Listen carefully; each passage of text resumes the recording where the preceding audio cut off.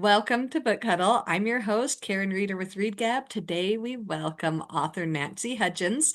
She is the author of this nonfiction, Books Good Enough for You, The Storied Life of Ursula Nordstrom, editor of Extraordinary Children's I know Books. it's long.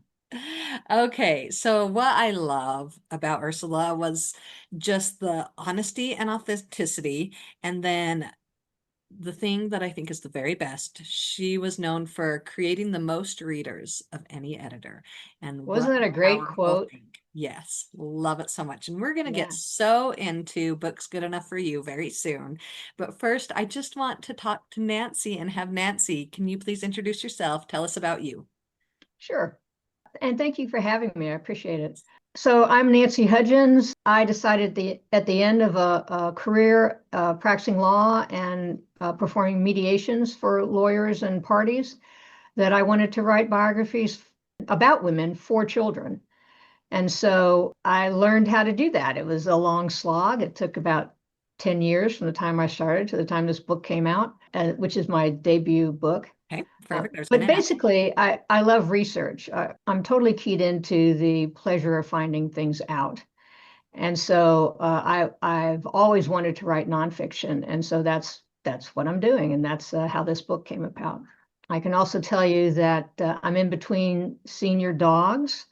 I got a senior dog during the pandemic, and he had some heart problems when I got him. And I had 5 great years with him.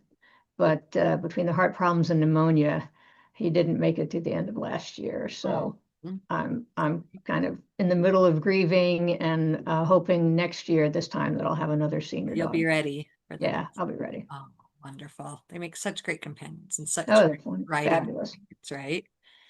Love it. All right. And so, just something to get to know something different about you.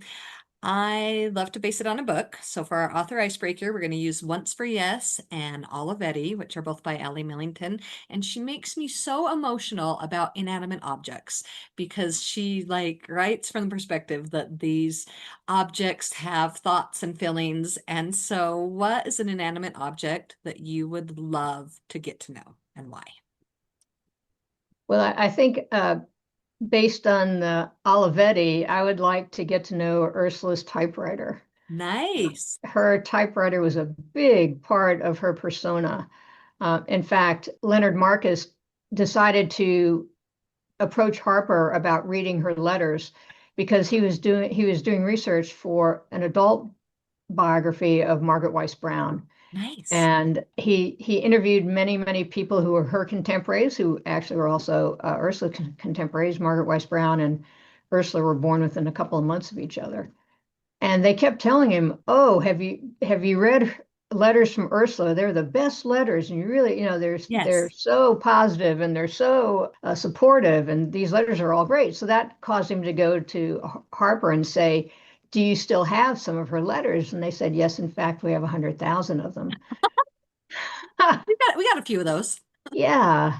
So she used her, as the department got larger, she used the editors as a teaching tool for the new editors coming in so they could see, first of all, not only what was in the list that year or what books were in the making, but also how she dealt with authors and illustrators.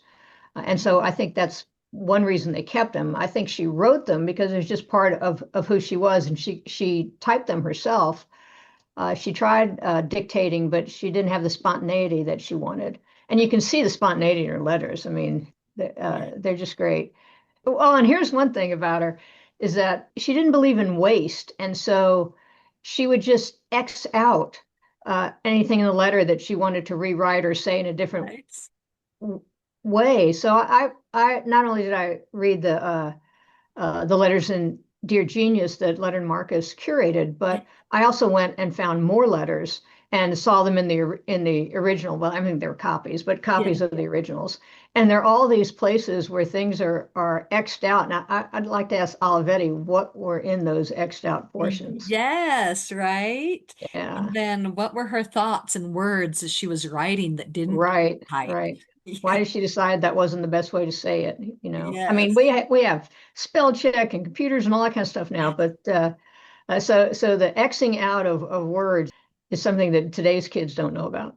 Right, right. And then I think about, in the future when people are going to write about people that are alive right now, and it's like, are we going to have access to all their emails? Are those going to still be floating around somewhere? Because I'm married to a Yeah, historian, and I know that yeah, letters are just a treasure trove of they are. Yeah. people thought and said to each other. And what are we going to have now that it's the electronic age? Are those going to be saved in a way? Well, be careful what you wish for because I'm not sure I want to write letters based on people's emails because, of course, there are hundreds of thousands of emails Right? that we just Yeah. jot off and they're all kept somewhere. So, Right? yeah, I wouldn't like that task. No, right? And organizing it all for future generations. And I don't know, are they all really somewhere, or do they get dumped eventually into the, deleted? And yeah.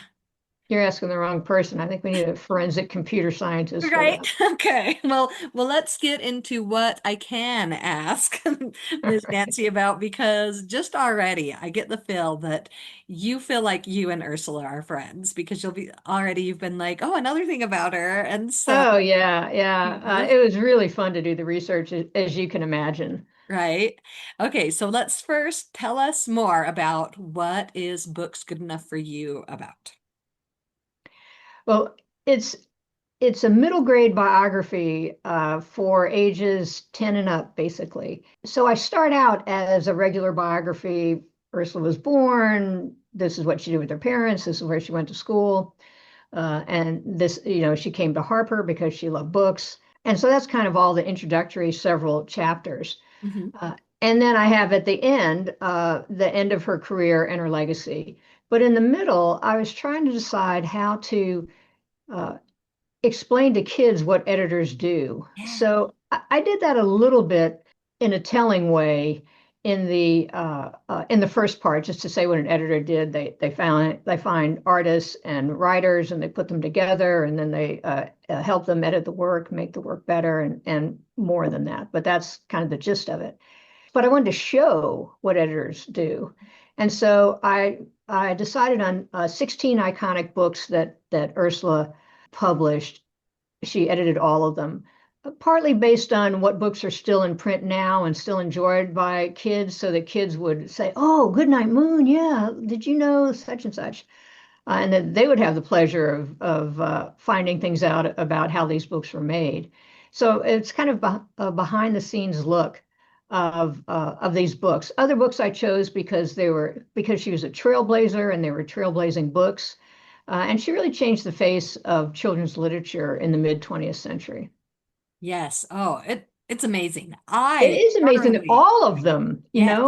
all of the books, not just the 16 I talked about. I mean, I could write a whole nother volume about, Yeah, when you went additional into books. mentioning it at the end, you touched on a few others that didn't have a chapter, Right. and I was like, oh my gosh, and what else is out there? There's so much I more, know. right? I know. Like, oh, doesn't everybody just want to go to lunch with Nancy now and just hear more and more, spend the day with you because yeah, I just am like, I know we didn't cover everything with her 40 something years at Right. her, right? And so there's got to be so many more that we would love to hear about, but I did love it. I did love being like, okay, I've heard of this book, and so it was so fun hearing the story behind it. And then the ones that I didn't hear about, it's like, okay, I'm going to go research it and I'm going to read it now. And I think that will do that for kids, right? They're going to Yeah. love what's familiar and then go discover what's not familiar and why it was a trailblazer and why it caused all this fuss. And Mhm. it's, And almost all of them are in print today. A Hole is to Dig is not in print, oh, but really? Harper's going to reissue it in September, I think. So, Yay! I have an old ear-worn copy of that, so I can't wait for the new edition to come out. Oh, that's fantastic. Because yeah, I was like, I've heard of this, but I know I've never read it. I need to go find it, but apparently it would be harder to find it than I thought. Okay, well, Yeah. I'm glad they're coming out with another one. All right, can you tell us more about researching for this project? Maybe a favorite thing that you discovered or made you emotional? Let's go into the research a little more. So I started by reading Leonard's book, and he has 300 or so letters in that book. And then I read everything that in his bibliography that he Mhm. touched upon. And he also has footnotes, and I read a lot of those source notes as well. And then I expanded out into just everything I could find. And his book was published around 1998 or 99. So Okay. there's a lot more out there on the internet. And I looked through JSTOR and newspapers.com and just found a lot of additional things that I don't think were really available to him when he wrote the biography that starts his book on the letters. Nice. I mean, I really liked, I found this article about Ursula's mother, and the reporter asked her how she considered what she thought about success. And she Yeah. said, I think success should be spelled WORK. Nice. And that's a lot of that's true. Right. And I think that young readers might have some insight into, what happens in the real world and what you need to do to be successful. I think that's a big part of it. I was shocked that she did not graduate from high school. Right. Just totally shocked. It was a different era in 1928, so it wasn't kind of the impediment that it might be now, Right. certainly for the kind of job that she ultimately had, Yes. which is huge. And I mean, she was self-taught all her life, so it wasn't like she stopped learning when she was 18 and left school. Yes. But that was really shocking, and I found that out by talking with the archivist at the boarding school she went to, because I went there, and it's in northern Massachusetts. And Okay. I said, I don't see any pictures from her graduation. He said, oh, she didn't graduate. I'm like, what? And so ultimately, as I was writing that chapter in which I reveal that, I thought I'd talked to the archivist several years before, and I'm like, I've got to get back in touch with him and make sure this is really real. Right. And Right. and so he had sent me some documents before I went there, and he said, okay, look at this document. Here's where it says this and that. And if she'd graduated, it would say this other thing. Okay. So I was like, okay, I'm Okay. good. I can write this in my book now safely. Yeah, yeah, but I wasn't going out on a limb if I couldn't substantiate it. Right. Right. Okay. So what did you find most difficult in researching about Ursula and putting this into a book? I don't think I found anything difficult Okay. in the research.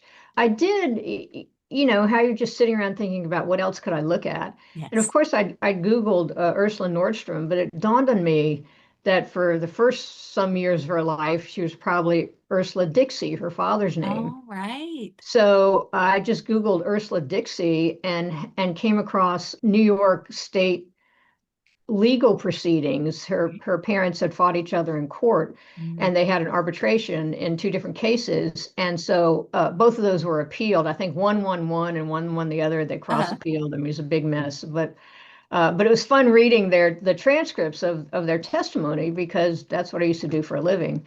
Nice. So I enjoyed that part. And so that was just kind of, I just, of course you need to look for her maiden name, or at least her early name. Right. Sometime after the divorce, her mother got her to change her name to Nordstrom, and she became Ursula Nordstrom. Okay. Okay. Nice. Was there anything especially difficult about putting it into a book form as you're getting all this information? It was all difficult. Right. It's a hard project to work on. Yeah, yeah. So this is my first book. So I'd been trying to write picture book biographies before that, Yes. and not having great commercial success, or as in no success. Right. But I had met Amy Noveski, who was an editor at Cameron Kids, and we'd talked about Ursula Nordstrom, because I had an early draft of a picture book about her that I went to a conference with. She was at that Okay. conference. So I tried to write that. I tried to write other stuff, and then ultimately I discovered that years later that Amy's imprint at Abrams Cameron Kids Yes. was moving into middle grade. Okay. They'd only done picture books up to that time, and so I asked her if she'd be interested in a middle grade book about her. So she's like, sure. Nice. So I had to learn how to write a book proposal, which I did. But Yeah. the thing about writing nonfiction is that you write a book proposal and you sell it on the book proposal. Yes. And if they decide to take it, then you have to write the book. Yes. So that was daunting. I mean, the way I looked at it was, well, don't worry about it, Nancy, because it's really just, 25 picture books. You got 25 chapters, and Fine. how hard could it be? And also in the way I decided to tell it, which was to show the stories behind the stories, Yes. you couldn't just say in the book, oh yeah, and then she met Margaret Weiss Brown, and Margaret Weiss Brown wrote this, that. I mean, Yeah. you have to give people a feeling for who Margaret Weiss Brown Yes. was and what she was Right. like. So And then I'm have that doing not just we wanted research. that emotional connection, which I loved Yeah, so much. I yeah, loved the exactly. relationships that we discovered between her and the authors and Right, illustrators. Yeah. right. And it was a big part of her life too. And Yes. so I wanted to uplift that part. Yes. But it also meant I had to go read about, 20 other people and do the Right. research on them. So it got to be quite a long project. And the worst part, I think, was not knowing, because I'm new to this, Right. if this book was going to be good enough for children. Yes. And Oh, so I remember once I emailed Amy and I'm like, do you want to kind of see where I am and the progress? She's like, no, no, no, it'll be fine. I'm like, it'll be okay, fine. It's fine. whatever. It's So, hyperbolical. I mean, I know all authors have self-doubts and, I'm right Yeah. up there with them, but I would just tell myself, look, they bought the book proposal, go back to the book proposal, write the book you told them you were going to write. And that's what I did. Nice. I love it. Okay. So Ursula, was a champion of authors and illustrators. And this is why it's called Books Good Enough for You, is because that's what Ursula would say. She would say, is this book good enough for you? Is this book good enough for children? And also you as the author or illustrator. So who was your Ursula on this project that championed Books Good Enough for You? Well, I had two. I have to say the first was Amy Novesky because she bought the book. I mean, that Right. was a very, very exciting day. And in the 4 years before she accepted this book, she declined 4 picture books. Okay. But she'd say, keep writing. I mean, it's just like Ursula. She said, keep writing. And she said, I know we'll find a book for you. I'm like, Yeah. okay, I'll keep at it. I have critique partners who are wonderful and really supportive. And, they lived through all of this storm and drang as I was, trying to get a book acquired by an editor. So I would say she was really the catalyst behind my just thinking I could do it. But also, she left Cameron Kids soon thereafter, and Okay. so she read my first 2 drafts and helped me with that and helped me shape the book. And then she turned me over to Courtney Code, who's a senior editor at Abrams Books for Young Readers. And Courtney's fantastic too. I mean, they're both just smart and insightful, and they're pros. They know what they're doing, and I didn't know what I was doing. So it was great to have the help. And really, at the stage you went to Courtney, she's picking up my book that she didn't acquire, and she's got all Yeah. these other books that she did acquire, Right. and she just helped me through the rest of it and all the stuff that goes on after the manuscript's completed. So yeah, it's been a great learning experience for me, and I had 2 great teachers. Nice. Nice.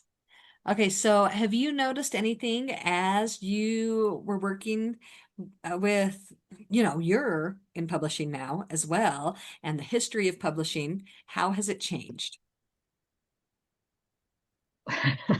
Well, for one thing, uh, Ursa had this long relationship with Maurice Sendak. Yeah. She met him when he was 22, and they really became quite close over time. She sent him, 30 or 40 books to illustrate. She published the books that he wrote as well as illustrated. And then he had in mind to write Where the Wild Things Are, which he first called Where the Wild Horses Are. And so he was in Ursula's office and he was talking to her about it. He'd done a dummy sketch and had thought about it, years before. And so she encouraged him to write it. And he wanted it to be the first picture book that he wrote where the pictures and the words would have this synergistic effect with each other and make the book more than just uh, than just one thing or the other. Right. And he had that conversation with her in February, Mhm. and the book was published in October. Wow. So I would love to see that happen again. Right? How it goes so quickly That is again. not the way publishing works anymore. No. Oh my So goodness. it takes a long time. I mean, it helped that he was the author illustrator, Yeah, but literally he from February to June mostly he had it down, right. the words which he wanted to write first, and then he didn't want to do Wild Horses, and he kept looking for something else, and finally came up with Wild Things. That took, the rest of the summer, and Ursula's saying we got to get these in because it's going to the printer, and so finally it got in, came out in Oh, October. Pretty crazy. wow. That's incredible. And it's just a book that most people know about. Most people have heard of Right. Where the Wild Things Are. That's so cool to hear the story behind it, right? What can you share with us? Because obviously there were things you couldn't put in the book. You just couldn't put everything in. Is there something that you couldn't put in that you would love this opportunity on the podcast to share that you wish was in the book? One of the chapters I liked, several chapters got cut along the way, but one of the ones I liked was about Little Bear, Okay. which because I remember reading Little Bear to friends who were younger Yes. when it came out. So I love the stories. I didn't, of course, know it was written by Elsa Holman Minerick, nor that it was that the art was done by Maurice Sendak. Uh, but I kind of got into the behind the scenes of that story, which not only was about Elsa and Maurice, but was also in how in the care that Ursula took to make this the first I Can Read book. And Yes. so they looked at the type, they looked at where to put the pictures on each page. They got focus groups of kindergartners and first graders to see, okay, if you put the picture here and the text there, will they find the text? Right. If you put it this way, will they find that kind of thing? And then also just the size of the type, Right. how much space there would be between each line, what a new reader, what's easiest for a new reader to read. And so I really got into the weeds. I mean, I was into fonts and Yeah. stuff I had to look up and didn't know about, and spacing of the lines and all of that. And I think it probably stuck out as a sore thumb, is not in keeping with the rest of the book. Right. So I had to let that one go. All right.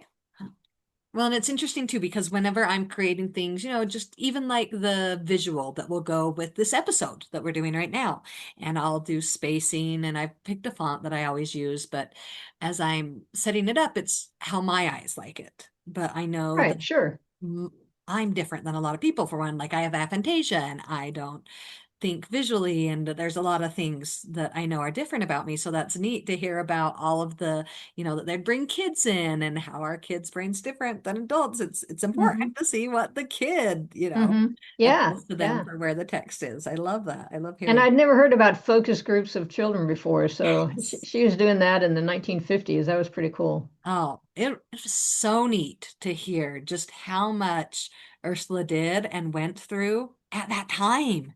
Right. Because, book banning is such a topic right now.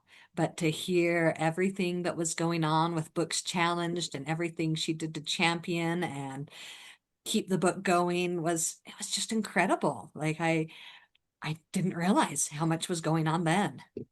Yeah, one of the things I admire about her is her courage in publishing books that were new and different, and push the edge of the envelope on race, on identity, all of that. And she was a trailblazer, and some because of some of the books that she edited and published. The Well, other publishers felt oh, like, okay, this book was successful, maybe we can do this too. okay, yes.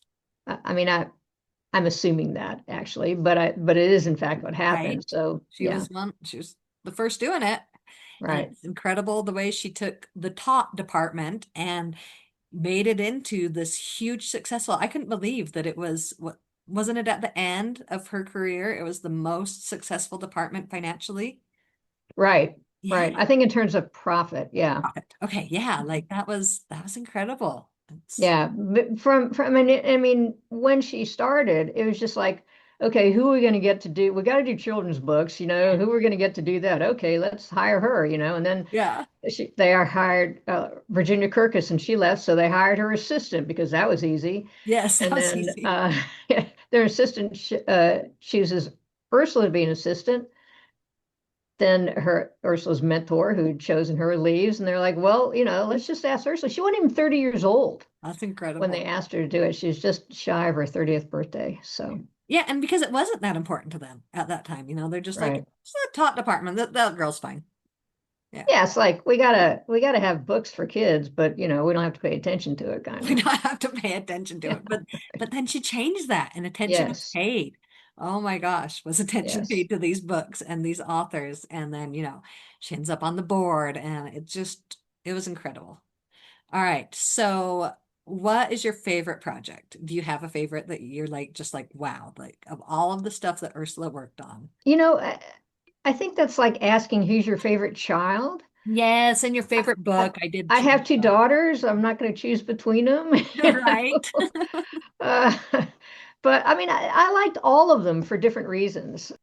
I like the whole story behind Stevie, about how John Steptoe became a children's book author and illustrator. I like the whole interplay between Ruth Krauss and Maurice Sendak in A Hole is to Dig. Ruth was a lot older.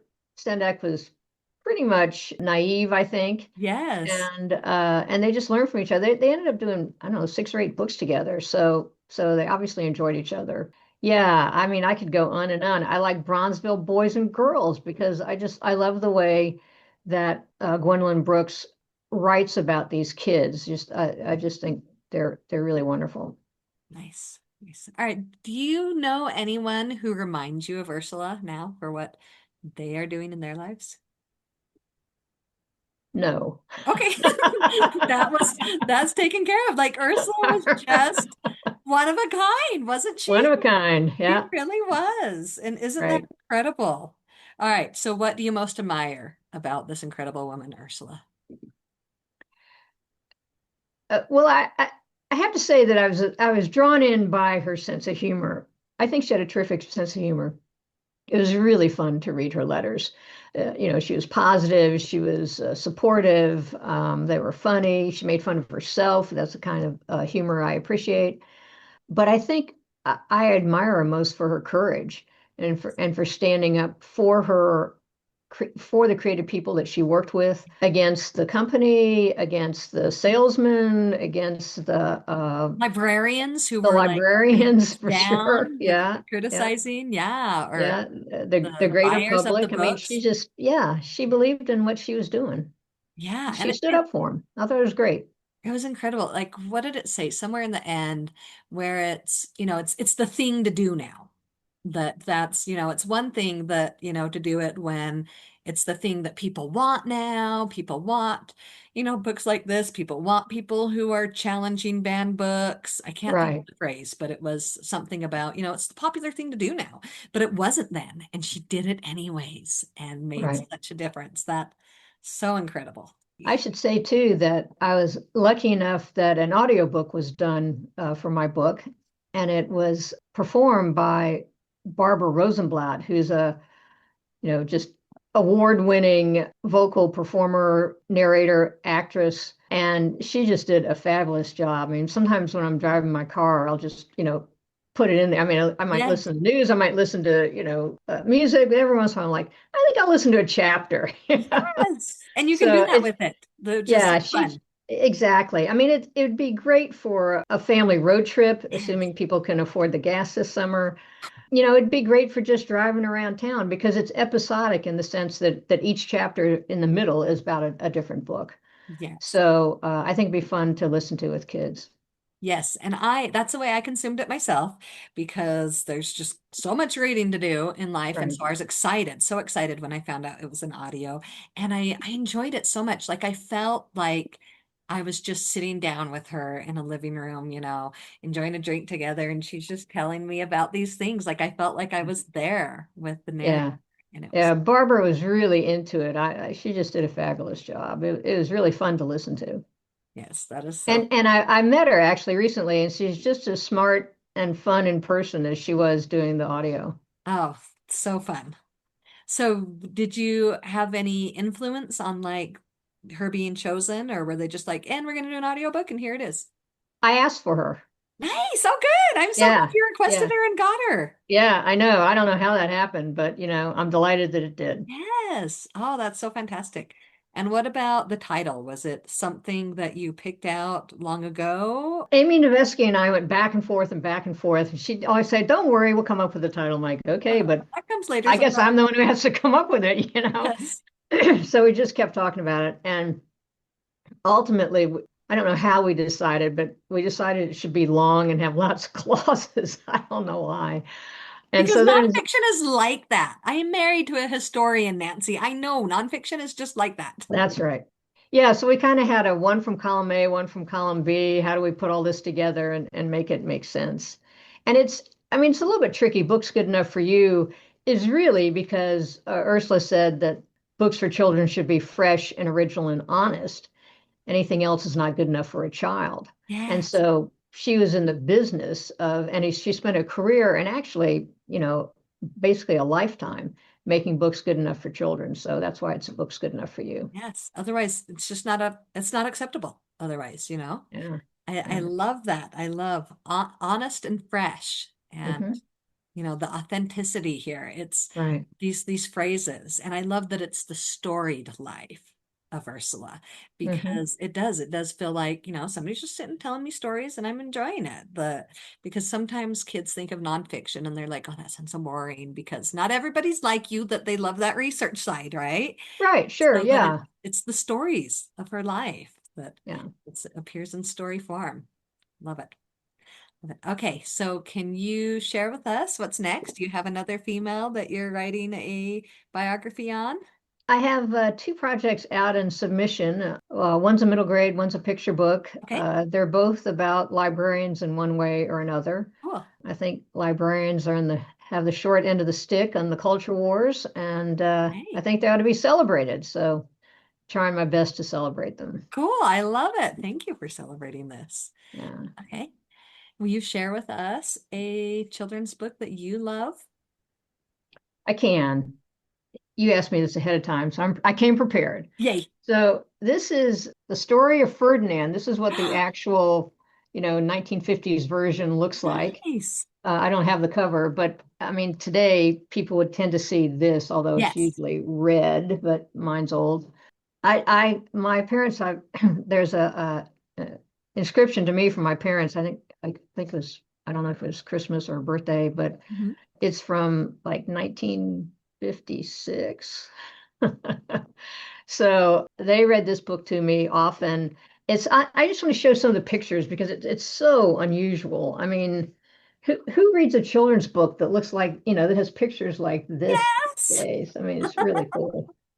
It's about a bull in Spain who really just wants to sit and smell the flowers and be peaceful, and all the other bulls are jumping and snorting and running around and butting heads. He just wanted to smell the flowers. And one day, people come out looking for a bull for the bull ring, and all of the other bulls are, running around and butting heads and stuff. And Ferdinand happens to sit on a bumblebee, and so Oh, he just bursts out of off the ground, and he's so animated, like that's the bull we want. right. So they take him, and they're the picadors, the matadors, and they explain all of this in the book. And they're trying to get him excited. The matadors has his red cape out, and they're doing whatever they can. And he's sitting in the middle of the room, and all of the women in the stands are wearing flowers. So he's sitting Oh, and smelling the flowers. oh, this is nice. So they finally give up, and they take him back home, and to this day or whenever he was sitting smelling the flowers under a cork tree. Oh, I love it. I love it. Anyway, a I great book for pacifism. right? Right? Oh, I Right. love it. Okay, so once children have read and loved books good enough for you, can you share with us what they could read next if they love your book? Hmm. You're like the next one I write. Yeah, right. Librarians. Yeah, that'd be a good one.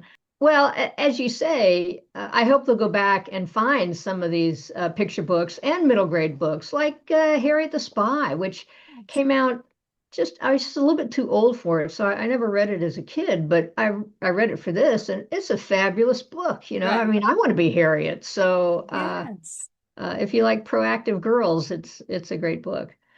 Yeah, so the books that I write about, I think they would enjoy. I like all the books by Candace Fleming and Nice.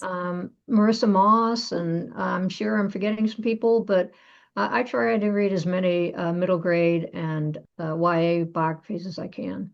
Nice.